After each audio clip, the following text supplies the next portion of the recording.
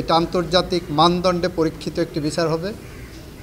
এখানে বিতর্কের কোনো জায়গা আমরা রাখতে চাই না বলেই আইনের সংশোধন করা হয়েছে।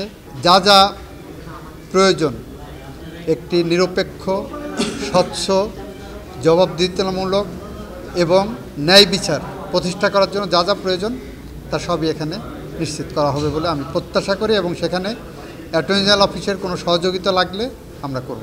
1973 সালের আইনের আওতায় গঠিত ট্রাইব্যুনাল ছিল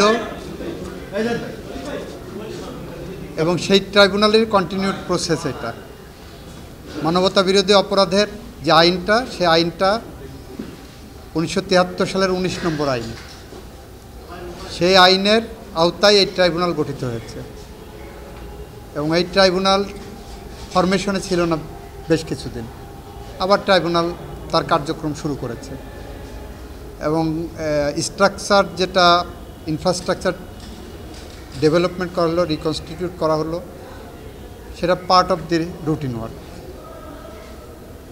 এবং জুলাই আগস্ট গণঅভ্যুত্থান যেটা হয়েছে, সেখানে যে রেঞ্জে মানুষ মারা গেছে, যেভাবে গেছে, এখানে দেখাচ্ছে মানবতা বিরোধী অপরাধের উপাদান আছে।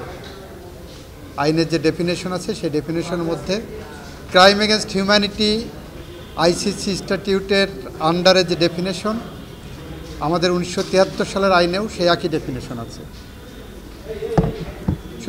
সেই ডেফিনেশনের মধ্যে যারা পড়বে তাদের বিচার প্রক্রিয়া এখানে হবে। শিয়া বাটার ও ভিটামিন ই সমৃদ্ধ lily glam beauty soap. Lily, always beautiful. যে এটা আন্তর্জাতিক মানদণ্ডে পরীক্ষিত একটি বিচার হবে। এখানে বিতর্কের কোনো জায়গা আমরা রাখতে চাই না বলেই আইনের সংশোধন করা হয়েছে।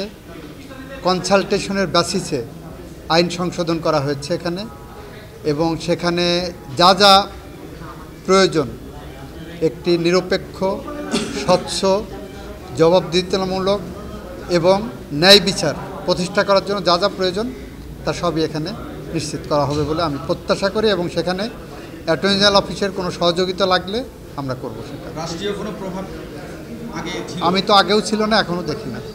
আগে ছিল, এখন দেখি না। ট্রাভেলের সৌন্দর্য বিষয়টা আপনার কোনো প্রতিক্রিয়া, যে নতুন সংস্কার হলে সৌন্দর্যের বিষয়ে আপনার কোনো দেখলেন কেমন, কোথায় কোন রং চং মাখালে যে কোনো কিছু সুন্দর লাগে, সেটা ট্রাইব্যুনাল বলেন, পুরুষ বলেন, নায়ক বলেন, নায়িকা বলেন, সবার একটু রং চং মাখালে ভালোই লাগে। আসলে থ্যাংক ইউ।